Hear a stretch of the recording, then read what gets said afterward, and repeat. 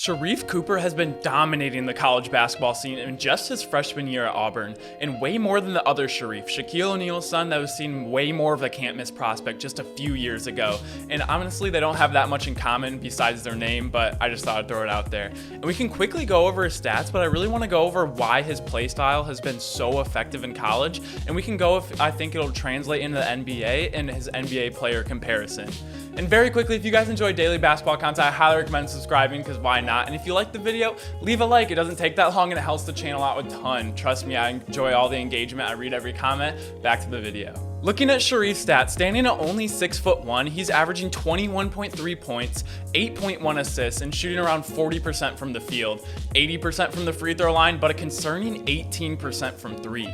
Just looking at his stats, you can see where he excels and where he struggles, because his highs are high and his lows are low. And there was a lot of questions of him heading into as an undersized point guard, but let's see what he's done as a prospect so far. And if you can't tell, this guy is a bucket. Averaging 21 points as a freshman in college is not easy for anyone to do, especially when it's not coming in chunks of threes, because he's not getting it on the perimeter, and he's doing it all at the rim with crafty finishes with both hands, and he has a very impressive floater game. If he catches his defender indecisive and not really coming up on him or defending the rim properly, he's able to float it right over him, and it's been very good for his game so far.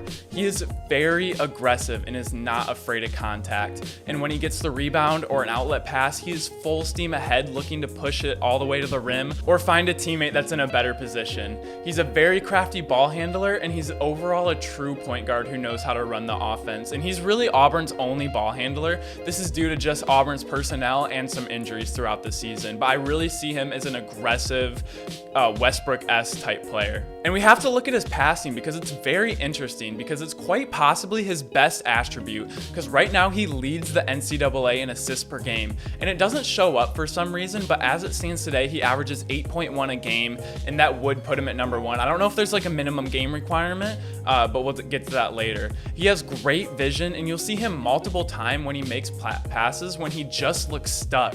If he's being double teamed, if he's jumped and he's already in the air and his shot isn't there, he's able to kick it out. He punishes bad rotations and is able to find his open man with no look passes, and he's a very unselfish player. And I believe this is huge for a point guard to have, and especially in today's NBA, it helps the offense run better, and when the point guard is not only getting theirs, but hopefully getting their teammates involved too. This is the difference to me between Stephen Curry and Kyrie Irving. Curry's offense just runs so much more smoothly, because honestly, Curry can get his just as much as anyone else, but he's also pass first in a lot of scenarios.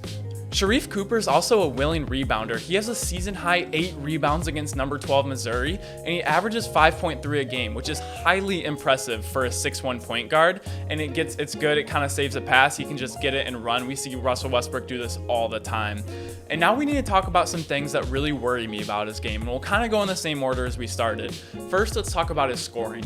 He is a horrible three-point shooter, and this is very concerning because of his height and his style of play. We see smaller guards in the league like Kyle Lowry, Fred VanVleet, who just went off the other day, Kemba Walker, and other small guards really open up their game because of their three-point shooting. And the NBA three-point line is even further, and we'll see great college three-point shooters really struggle in the NBA. For example, Lonzo Ball shot 40 to 42% in college, and he's 2 inches shorter than Westbrook and far less athletic. And he's fast and he pushes the pace, but he isn't as tall or as fast as De'Aaron Fox. He is undersized and on the lighter side, but he is very crafty and athletic, but the athletic gap in the NBA is going to be much smaller, and he doesn't have the generational athleticism in a point guard like Westbrook, D Rose, or high schooler Frankie Collins. And when we look at his passing, it's what makes him so desirable, but it's also what turns some people away. He has very good assist numbers, but his turnovers are very inflated as well. He's not as calculated, he takes a lot of risks, and he can be careless at times with the basketball, trying to force the issue or see things that aren't there, just turn the ball over. And his rebounding, it's great that he grabs a lot of rebounds, but it could mean that he's out of position, sucks too far into the paint, and rebounds are really for people that have a 7 in the first digit of their height. And also, low sample size so far could be seen as a pro or a con. He did miss 11 games and 72 practices due to an NCAA investigation of eligibility. So maybe he's just rusty shooting the ball because he did miss a large portion of the season so far. And I didn't like ending with the cons because he has a lot of upside, but he does have some cons as well. And he's definitely raised his stock a lot since playing this season. He's definitely become a one and done prospect for Auburn and moved into the first round. So is he a surefire lottery pick?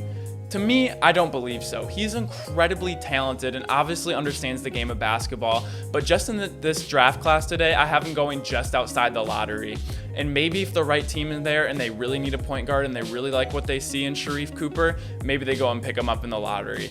And for his NBA comparison, I have Dennis Schroeder. Dennis Schroeder was able to be a starting point guard on some very, very good teams, but never really solidified himself as the star of the team. Being an undersized point guard who makes good decisions, SHARIFE Cooper is a better passer and a better driver, but a far less better shooter. And Schroeder was also picked around 17, which is roughly where I see SHARIFE going. Maybe to like the 12 to 15 range is where I see SHARIFE going. And these are also subject to change because there's a lot of games left to be played, especially March Madness if they have the tournament. This is where a lot of people's stock just skyrocket or fall. And if I'm SHARIFE, I'm working on my jumper all off season because what we see in the league is if you're able to shoot the ball and the defense have to respect it, especially at the point guard position, this opens up so much more. When you're getting a pick and roll, the defender has to go over and respect your three-point shot, or it's just going to give you a lot better and easier driving lane to the lane. Thank you guys so much for watching. Let me know what you guys think of SHARIFE Cooper because honestly, I saw his high school highlights and I was very impressed. I wasn't huge, had my eye on him. I was waiting for his investigation to be done, but he's been balling out obviously with his points and assists. He looks like a very intriguing prospect, and I think he can make an impact at the NBA level very, very soon. I'm excited to see what team picks him, and I'm really excited to see what Auburn does in the March Madness tournament. And I will see you guys all tomorrow because we post every day. Come on, every day. We don't miss a day. See you later. Peace.